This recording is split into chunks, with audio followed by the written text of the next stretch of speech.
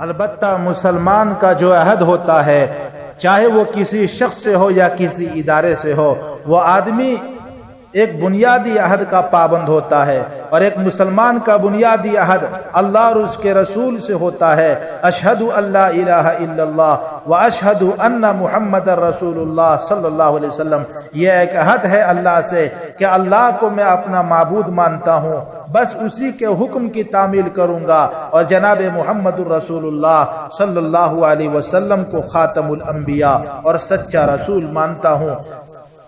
عن ابی الدرداء رضی اللہ تعالی عنہ قال اوصانی خلیلی اللہ تشرک باللہ شیئا۔ حضرت ابو الدرداء رضی اللہ تعالیٰ عنہ ارشاد فرماتے ہیں کہ میرے محبوب صلی اللہ علیہ وسلم نے ارشاد فرمایا، او ابو الدرداء خبردار، اللہ کے ساتھ کسی چیز کو شریک نہ کرنا۔ اللہ کے ساتھ شریک نہ ذات میں نہ صفات میں۔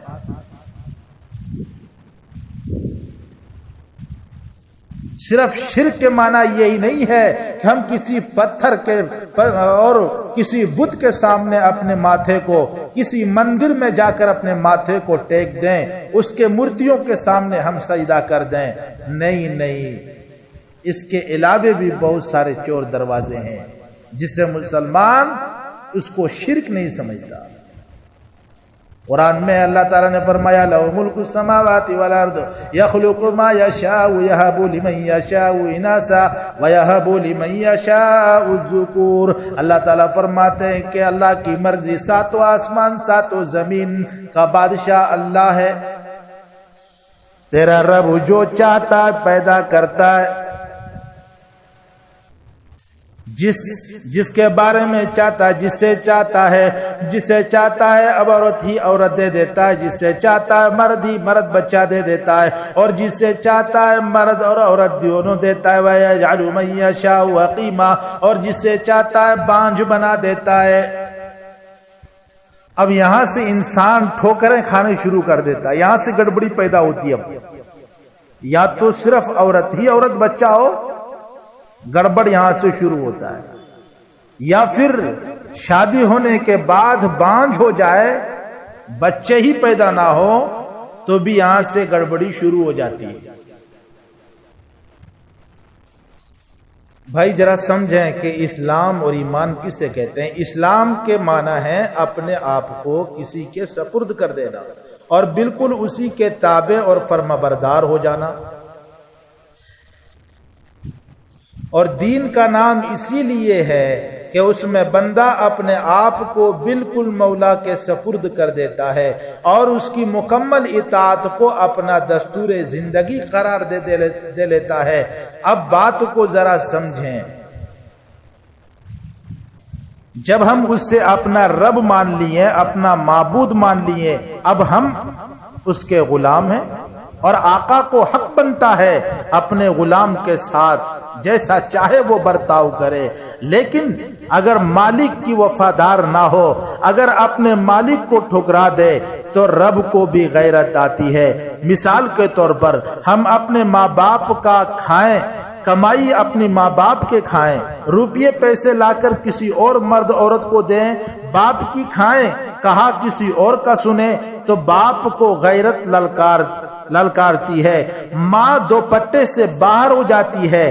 جب یہ حال ہے دنیا کا تو ہم نے پوری زندگی اس کی کھائی ہے، اگر اس کی کھا کر اس کی نمازیں نہ پڑھیں، اس کی عبادت نہ کریں تو خدا کی غیرت للکارتی ہے، خدا کا غضب بھڑکتا ہے۔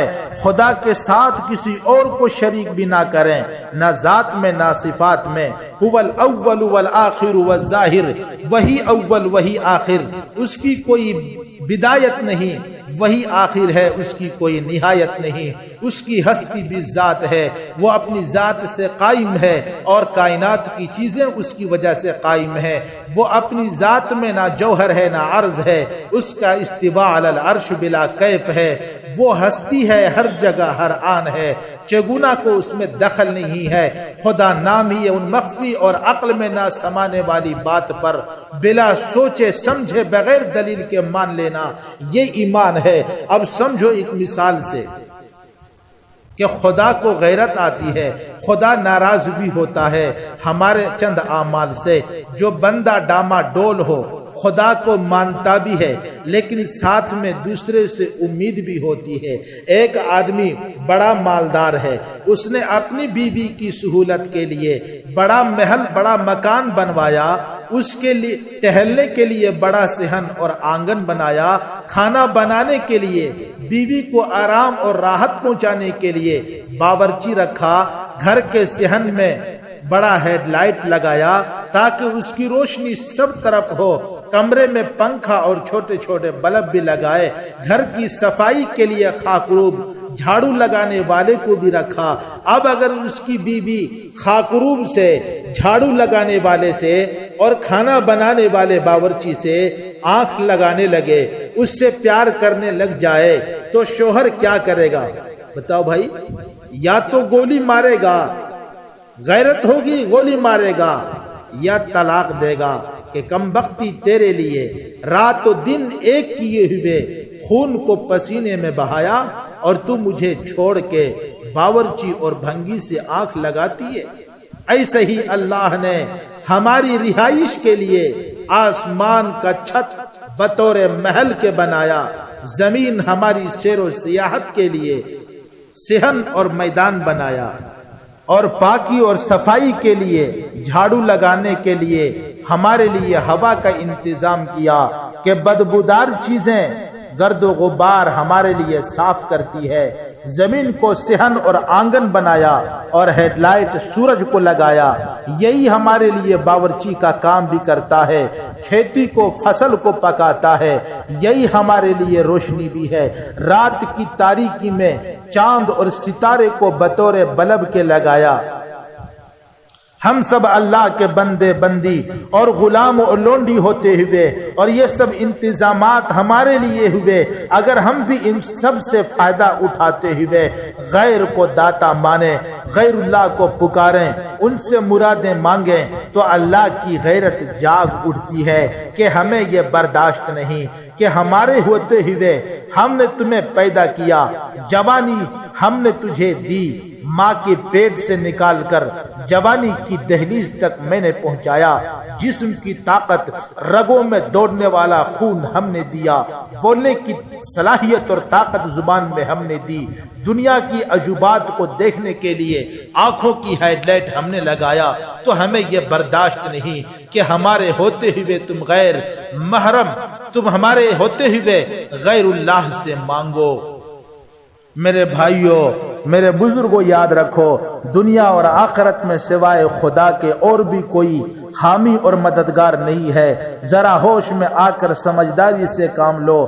آپ اتنا تو خیال کیجئے کہ آدم علیہ السلام جنت میں ہوں گے، ان کا لڑکا قابیل جہنم میں ہوگا، نوح علیہ السلام جنت میں ہوں گے اور ان کا بیٹا جہنم میں ہوگا، ابراہیم علیہ السلام جنت میں ہوں گے، ان کا باپ آزر جہنم میں ہوگا، نوح علیہ السلام، لوط علیہ السلام جنت میں ہوں گے اور ان دونوں کی بیویاں جہنم میں ہوں گی، فرعون کی بیوی جنت میں ہوں گی، فرعون جہنم میں ہوگا، حضرت اکرمہ رضی اللہ عنہ جنت میں ہوں گے، ان کا باپ ابو جہل جہنم میں ہوگا، اور حضور اکرم صلی اللہ علیہ وسلم جنت میں ہوں گے، اور آپ کی خیر خواہی کرنے والا، آپ کو پوری کفار مکہ سے بچانے والا، جس گھر سے آپ پرورش پائے ہیں، جو جہاں پر آپ نے جوانی بتائی ہے، وہ چچا ابو طالب جہنم میں ہوں گے۔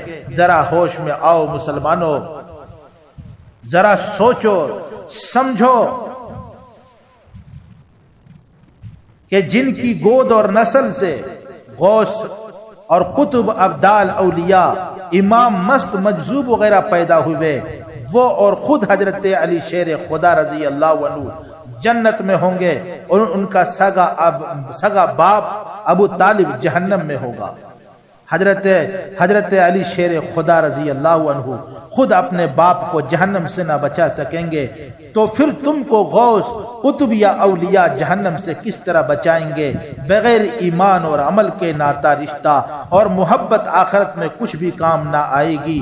ضد کرنا چھوڑ دو، جناب محمد الرسول اللہ صلی اللہ علیہ وسلم نہ اپنے چچا کو بچا سکیں گے، نہ اپنے دادا کو بچا سکیں گے۔ حضرت نوح علیہ السلام کے سامنے ان کے بیٹے کو جہنم میں ڈالا جائے گا، نہ حضرت نوح بچا سکیں گے، نہ حضرت ابراہیم علیہ السلام بچا سکیں گے۔ تو بتاؤ تمہارے یہ اولیاء جو نماز بھی، معاف کیجئے گا، پہلے کے اولیاء نہیں، اب کی جو پیر اور فقیر جو بنے بیٹھے ہیں، جو سگریٹ پھونکتے ہیں، جن کو نہ نماز کا پتہ ہے، جو دل کی دنیا میں نماز پڑھ لیتے ہیں، وہ کہتے ہیں کہ ہم تمہاری نمازوں کو معاف کر دیں گے۔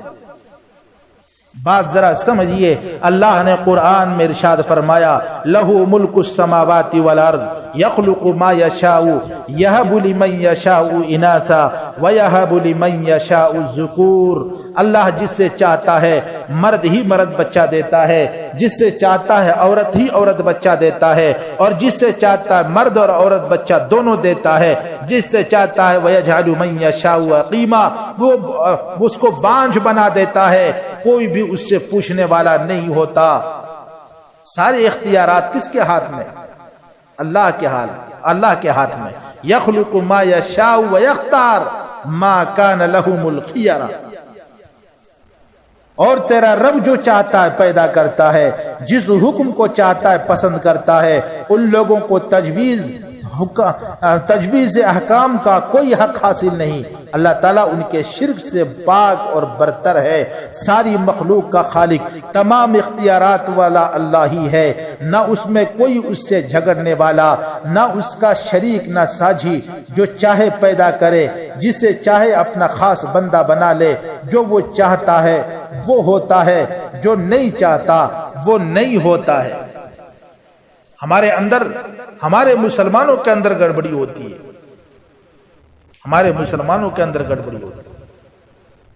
وہ کیسے؟ ایک مثال سے میں بالکل نیچے اتر کر بات کرتا ہوں تاکہ آپ کو بات سمجھ میں آ جائے۔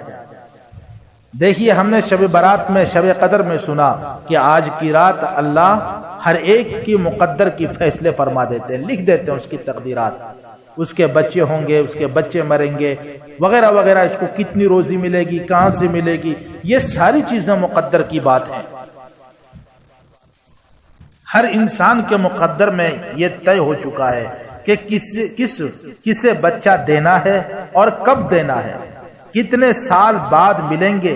مثلا ایک کی شادی ہوئی، اس کے مقدر میں یہ تھا کہ شادی کے 5ویں سال میں بچہ ملے گا۔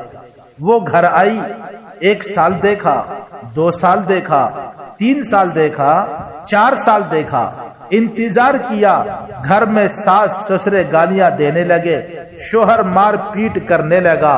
اب سمجھو 5ویں سال کے 6 مہینے میں بچہ ملنے والا تھا، وہ گھر میں شوہر سے اور ساس سے تنگ آ کر ایک درگاہ قبر پر گئی، بچہ 7ویں مہینے میں حمل میں آیا۔ اب سمجھا کہ قبر والے نے دی ہے، حالانکہ یہ سب مقدر کا کھیل تھا، اور منسوب کر دیا کہ فلاں قبر والے نے دیا۔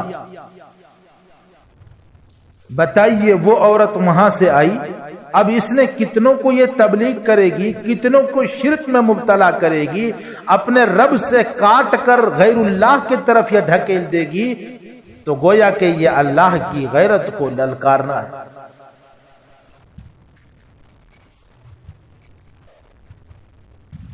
حضرت ابو حمزہ رضی اللہ تعالیٰ عنہ صحابی رسول ہیں، شادی کی اور 10 سال کا وقفہ گزرا۔ یہ بھی ایک شرک کی ایک مثال ہے۔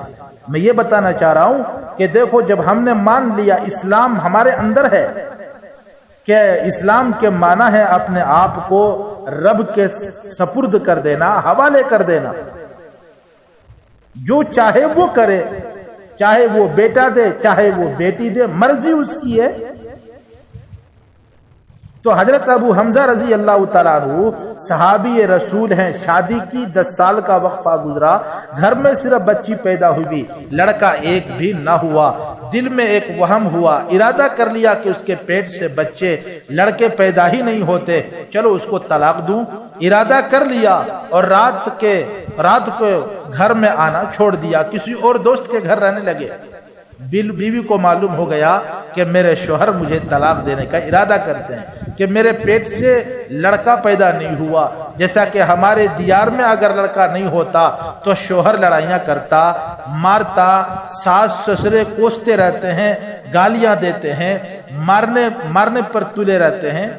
تو اس صحابی کی بیوی بڑی شاعرہ سمجھدار تھی، شوہر کو سبق دیا اور ایک پرچے پر چند اشعار لکھ کر بھیجے اور توحید ان کو سکھائی۔